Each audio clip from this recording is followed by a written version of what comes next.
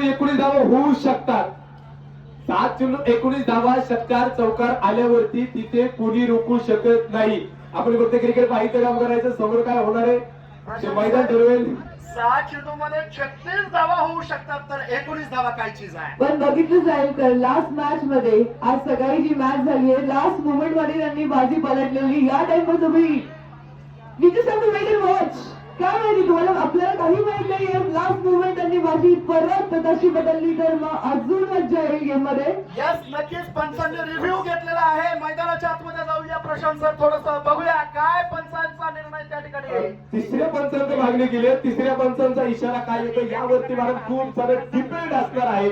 कारण की शेवटचं षटक आहे, शेवटच्या षटकाचा मोडला आहे. अगदी लढायचंय, जिंकायचंय, संघर्ष दाखवायचा, जिद्द चिकाटी मेहनत सर्व काही गोष्टी आता इथे शिगेला पोहोचल्यात. कोण जिंकेल आणि इतिहास कोणाच्या नावाचे ते साक्षात्कार करेल.